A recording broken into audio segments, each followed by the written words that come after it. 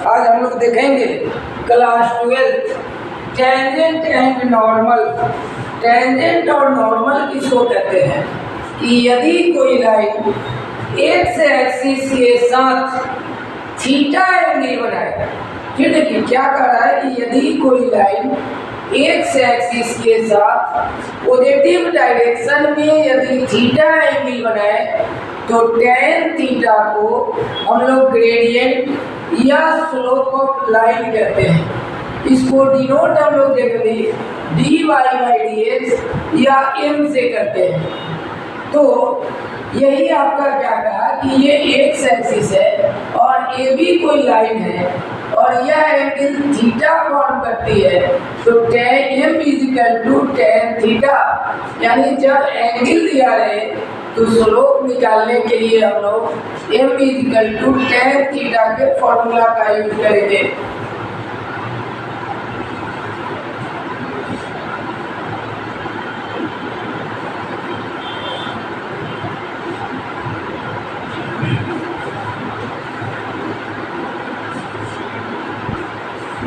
अब देखेंगे कि टेंजेंट एंड नॉर्मल हम लोग किसको कहेंगे। Tangent and normal of a curve. तो यहाँ पे देखिए कि ये आपका एक्स एक्सिस है, एक्स डैश है, वाई है, वाई डैश है और इसको हम लोग पी मान लेते हैं। ये कोई कर्व है y equal to function of x, ये कोई कर्व है और इस कर्व पर q1, q2 ये बहुत सारे पॉइंट हैं। तो और यहाँ ये p है, तो ये pt जो है इसको हम लोग टेंजेंट कहेंगे और ये जो परपेंडिकुलर लाइन है ये इसको हम लोग नॉर्मल कहते हैं। इस लाइन को हम लोग नॉर्मल कहते हैं। तो कह रहा है कि टेंजेंट और नॉर्मल का क्या है कि यह पीटी टेंजेंट कहलाएगा और यहाँ पे एन अगर हम लेंगे तो पीएन मेरा जो है वह नॉर्मल कहलाता है।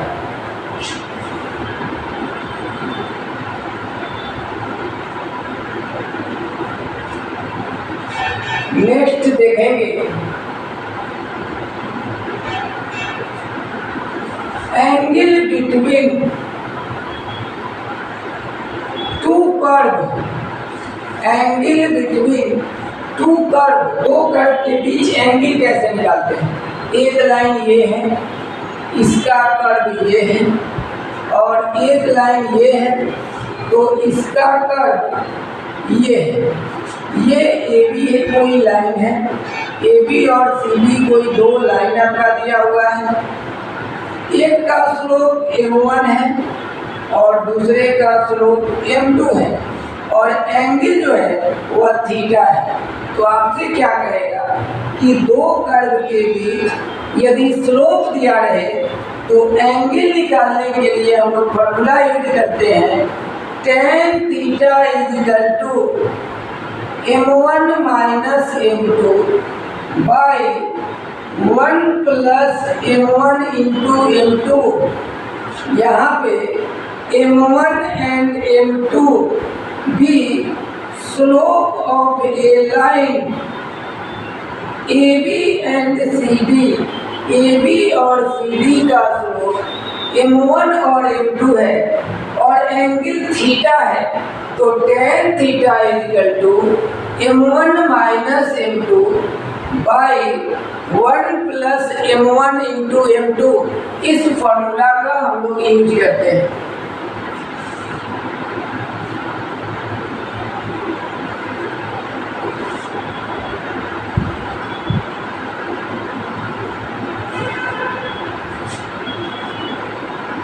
नोट में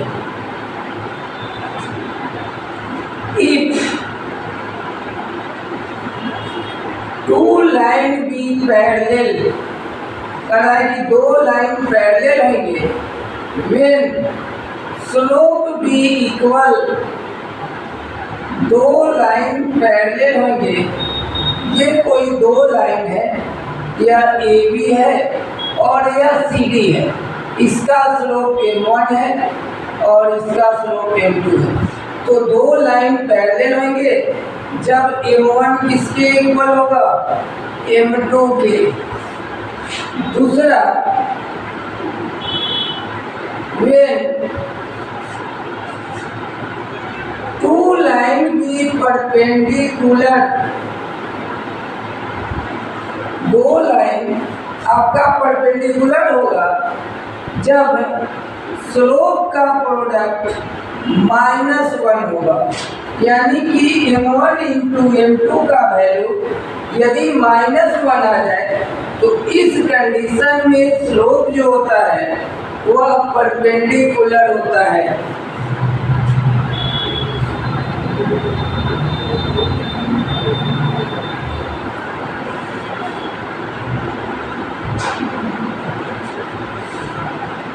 नेक्स्ट देखेंगे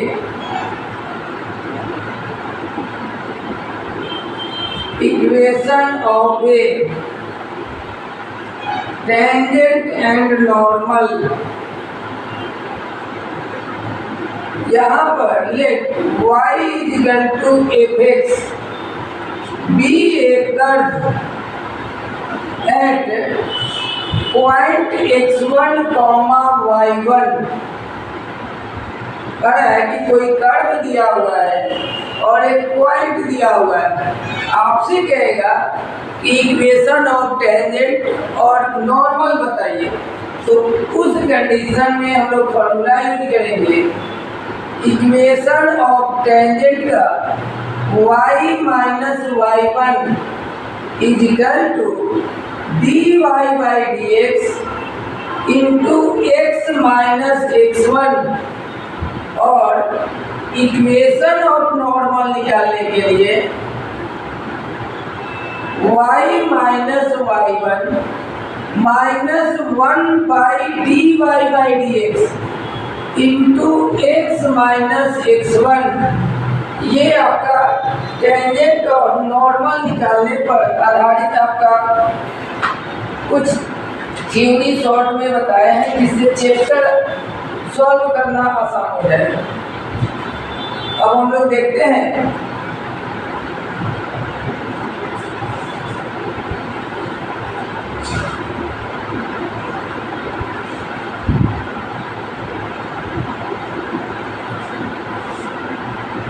केसी सिन्हा बुक है,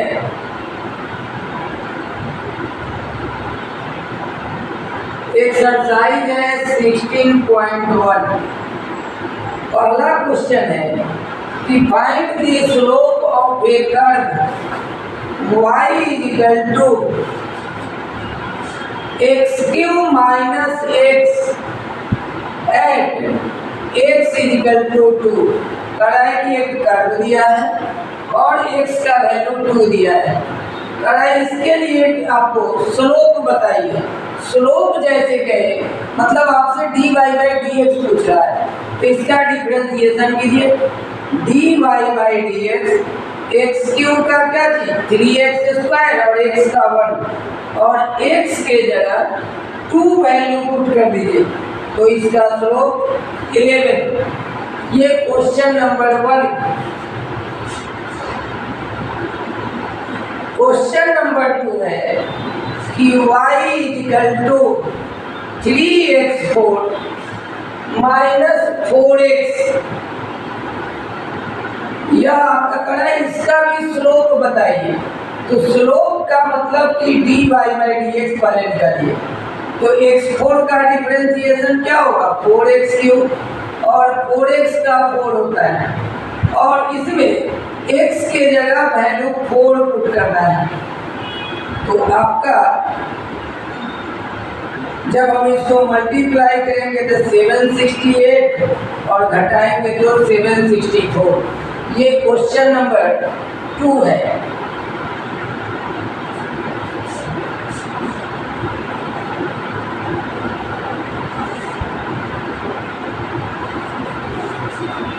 question number 3 y equal to x minus 1 by x minus 2 at x equal to 10 कह रहा है कि इस वैल्यू के लिए आप जो है स्लोप बताइए। तो पहले इसका डिफरेंशिएशन करेंगे। तो यह u बाई v है। तो रूल पढ़े थे कि v को हम लोग बाहर करेंगे u का डिफरेंशिएशन माइनस u को बाहर करेंगे तो v का डिफरेंशिएशन। अब पूरा का बाई क्या होता है v स्क्वायर। तो यहाँ पे x माइनस 2 x का dx बाई dx 1 का होता है 0। यहाँ पर भी dx बाई dx 1 और 2 का डिफरेंशिएशन 0। पूरा का बाई क्या चीज x माइनस 2 का होल स्क्वायर। तो हम लोग इसका क्या आएगा x माइनस 2। अब बाई क्या चीज है x माइनस 2 का होल स्क्वायर। 1 में से 2 गया -1 और x के जगह वैल्यू 10 पुट करना है। 10 माइनस 2 8 और 8 का स्क्वायर क्या हो जाएगा 64। तो ये क्वेश्चन नंबर 3 है।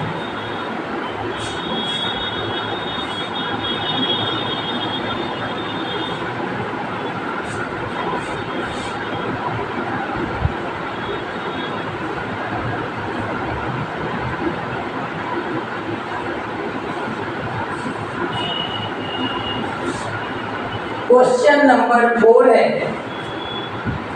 कि y equal to x cube minus 3x plus 2 at x coordinate 3 यानी x का वैल्यू 3 है। अब इसका डिफरेंशिएशन कीजिएगा तो dy by D x x cube का 3x स्क्वायर है 3x का 3 और इसमें x के जगह वैल्यू 3 पुट करना है। तो इसका स्लोप आपका कितना 24। क्वेश्चन नंबर 4 अब है क्वेश्चन नंबर 5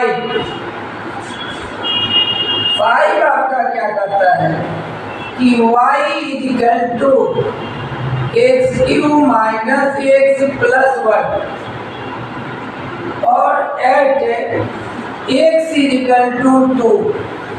तो इसका भी सेम है dy by D x cube का डिफरेंशिएशन 3x स्क्वायर और x का 1 होगा।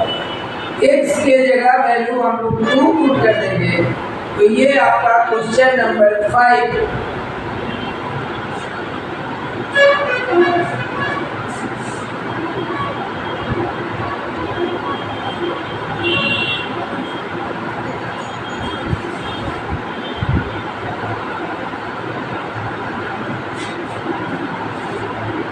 क्वेश्चन नंबर 6 है कि y इजिकल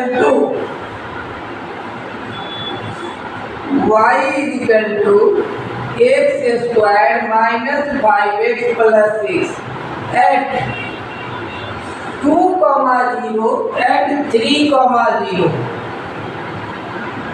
कह रहा है कि ये 2 पॉइंट के लिए क्या ये कर्व आपका राइट एंगल पर काटेगा या परपेंडिकुलर होगा। तो पहले हम लोग इसका dy बाई डी एक्स निकालते हैं।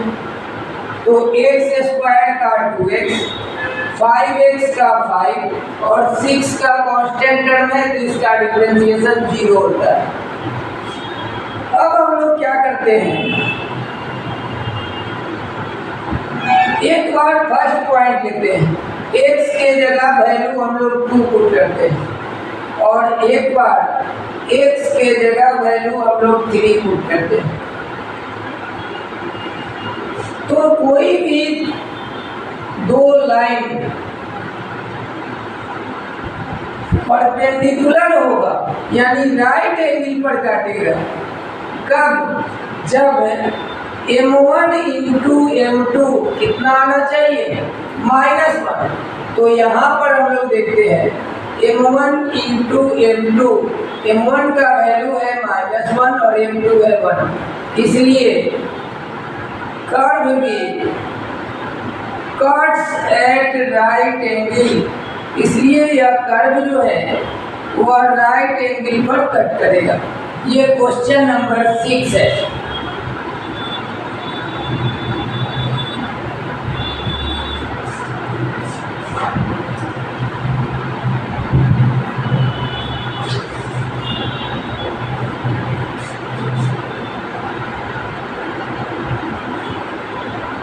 Question number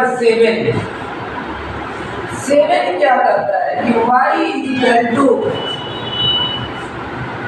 2x³ minus 3 at x equal to 2 and minus 2 और एंड कितना -2 के लिए क्या यह कर्व पैरेलल होगा? तो पैरेलल के लिए हम लोग क्या करेंगे, x³ और 3 का 0, तो x³ का क्या होता है 3x² यानी कि कितना हो गया, और x के जगह एक बार वैल्यू 2 पुट कर लीजिए, तो ये जो आया ये m1 हो गया। फिर दूसरा m2 के लिए एक बार x के जगह -2 पुट करेंगे, तो यह कितना, ये भी 24। तो कोई भी टू लाइन भी पैरेलल, कोई भी दो लाइन पैरेलल होगा जब m1 किसके इक्वल हो, m2 के। तो यहाँ m1 और m2 इक्वल है, इसलिए ये कर्व पैरेलल है। अब है क्वेश्चन नंबर 8।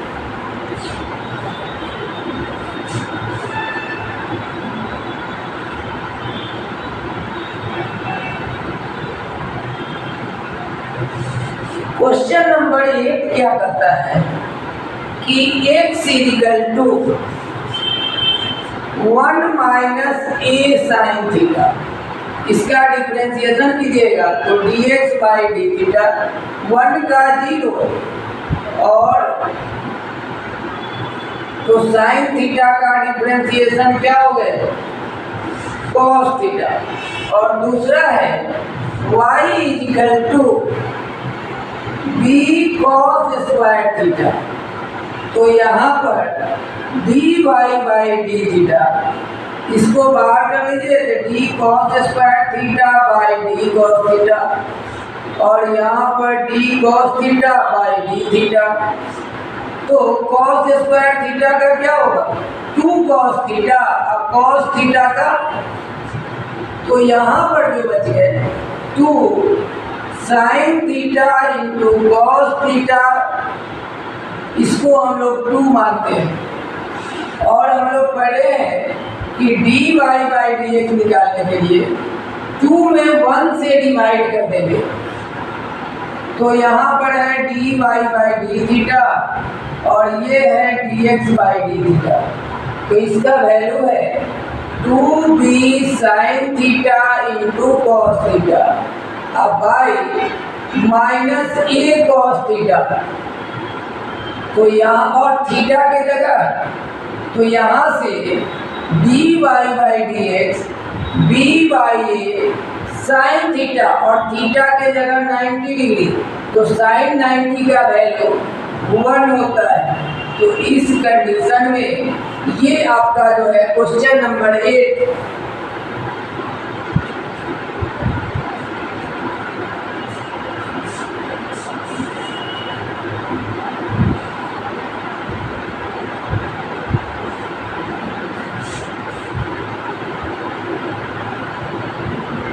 अब हम लोग देखेंगे क्वेश्चन नंबर 9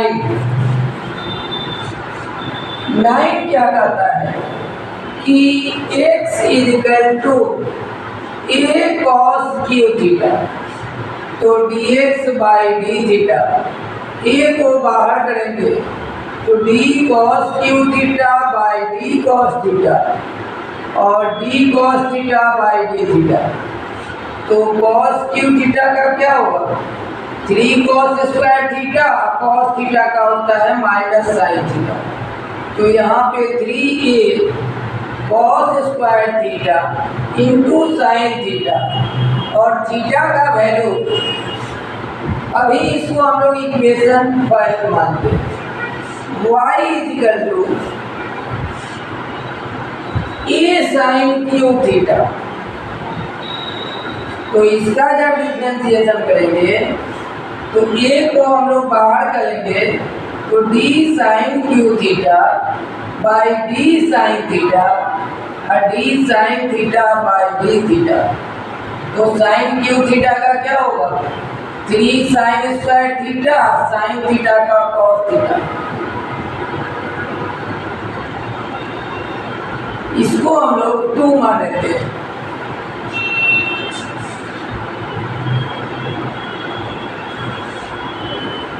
अब डिवाइडेड 2/1, 2 में 1 से डिवाइड कर देंगे तो dy बाई डी थीटा और dx बाई डी थीटा। ये है 3a sign square theta into cos theta, और ये है -3a cos square theta into, इससे ये कैंसिल, एक साइन से एक साइन, एक कॉस से एक कॉस।